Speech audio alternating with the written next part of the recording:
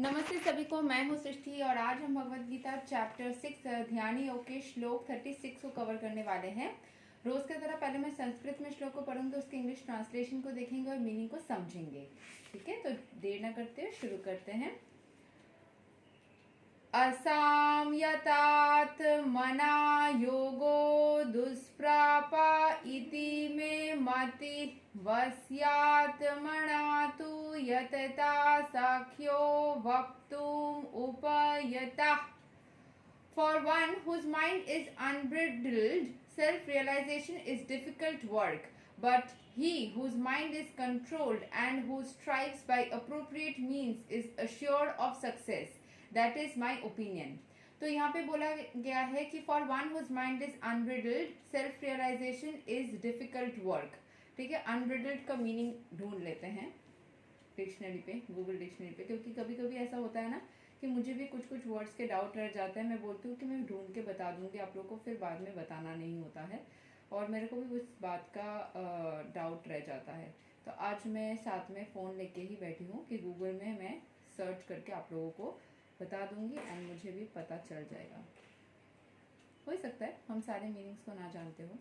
तो अनब्रिडल्ड का मीनिंग होता है अनकंट्रोल्ड। तो जिसका माइंड कंट्रोल्ड नहीं रहता, जो कंट्रोल नहीं कर सकता अपने माइंड को, उसके लिए सेल्फ रियलाइजेशन, खुद को समझना, चीज़ों को समझना डिफिकल्ट हो जाता है। अगर आप लोगों को मेरा आवाज़ थोड़ा कम आ रहा होगा ना तो प्लीज़ हेडफोन्स यूज़ कीजिएगा।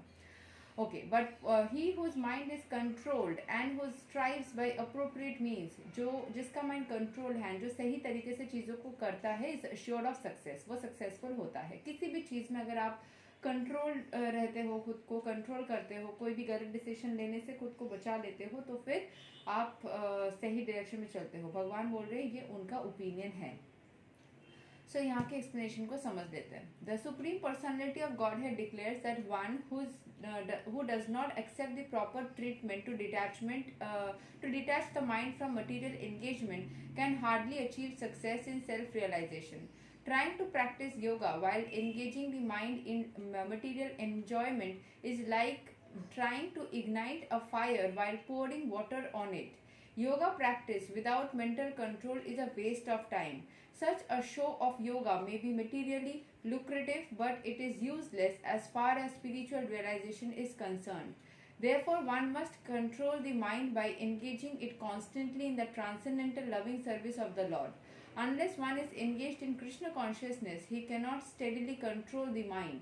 A Krishna conscious person easily achieves the result of yoga practice without separate endeavor, but a yoga practitioner cannot achieve success without becoming Krishna consciousness. मतलब बोला जा रहा है कि जो लोग अलग से योग विद्या को फॉलो कर रहे हैं, वो कृष्ण कॉन्शियसनेस को या ईश्वर को माने बिना चीज़ों को अचीव उतने अच्छे तरीके से नहीं कर पाता है, जो इंसान अगर बॉडीली योगा नहीं भी प्रैक्टिस कर रहा हो, बट अगर कृष्ण कॉन्शियसनेस में है या फिर ईश्वर को किसी भी फॉर्म में मान रहे हैं, स्पिरिचुअलिटी को फॉलो कर रहे हैं, वो अपने अंदर एक कंट्रोल को ला पाते हैं, सेल्फ रियलाइजेशन को अचीव कर पाते हैं एंड अपने माइंड को कंट्रोल करते हुए वो अपने ज़िंदगी के हर एक सिचुएशन में विजयी रहते हैं।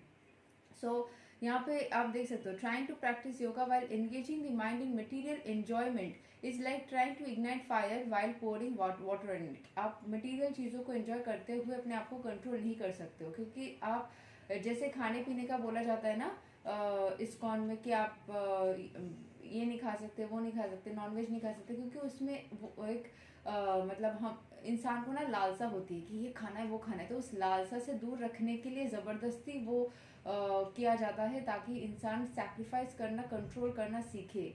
तो वो इंसान, क्योंकि ओमनिवोर बनाया है भगवान ने, तो आपकी इच्छा होगी नेचुरली कि आप नॉनवेज भी खाओ, लेकिन वो ज़बरदस्ती आपसे छीन लिया जाता है। जो लोग ऑलरेडी नॉनवेज खाने के बाद उसको छोड़ने की उस जर्नी में होते हैं, उनको और तकलीफ हो सकती है, तो उनको ज़बरदस्ती वाला एग्ज़ाम जैसा दिया जाता है ताकि वो फर्स्ट फूड से ही सैक्रिफाइस को प्रैक्टिस करें। जब आप फूड सैक्रिफाइस से स्टार्ट करोगे तो आप नेगेटिव चीज़ें जैसे सेक्सुअल चीज़ें हो गई, या फिर जो मैंने पिछले भी श्लोक से मैं मेंटेन थे कि लाइफ में इनडिसिप्लिन तरीके से रहना, कुछ भी खाना पीना, या फिर स्पेशली लाइफ में ऑपोजिट जेंडर के साथ में या सेम जेंडर जो भी बोले सेक्सुअल चीज़ों में इन्वॉल्व होना, उस चीज़ों को फिर भी आप कंट्रोल कर पाते हो।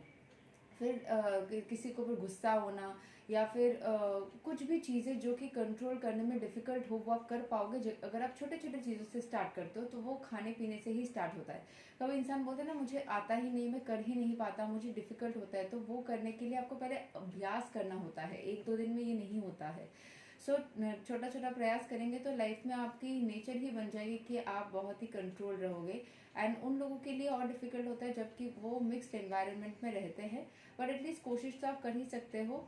एंड अगर आपके लिए पॉसिबल नहीं है कि आपने फूड हैबिट को चेंज करना या कुछ भी, तो एटलीस्ट भगवान के शरण में हमेशा रहना। ऐसा नहीं सोचना कि अगर आप नॉन वेजिटेरियन हो तो आप भगवान का नाम नहीं ले सकते, ऐसा नहीं होता है, या जाप नहीं कर सकते। आपको जाप करना तो पहले स्टार्ट करना चाहिए, तुलसी माला पहले धारण करना चाहिए, और वही सब चीज़ें आपको नेगेटिव एनवायरनमेंट में भी पॉजिटिव रहने के लिए मदद करते हैं। मैं खुद अपने मतलब लाइफ एक्सपीरियंस से बोल रही हूँ, क्योंकि मैं बचपन से एक ऐसे एनवायरनमेंट में रही हूँ जहाँ पे रह के खुद को अच्छा रखना डिफ़िकल्ट लग सकता है।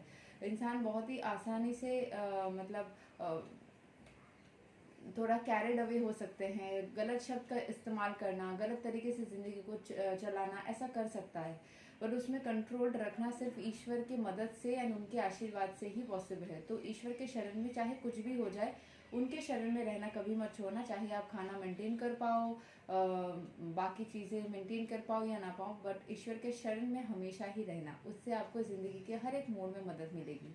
यही तक था श्लोक number 36 of Bhagavad Gita chapter 6। अगले वीडियो में हम श्लोक 37 को कवर करेंगे। तब तक के लिए हरे कृष्ण, राधे राधे, जय श्री राम।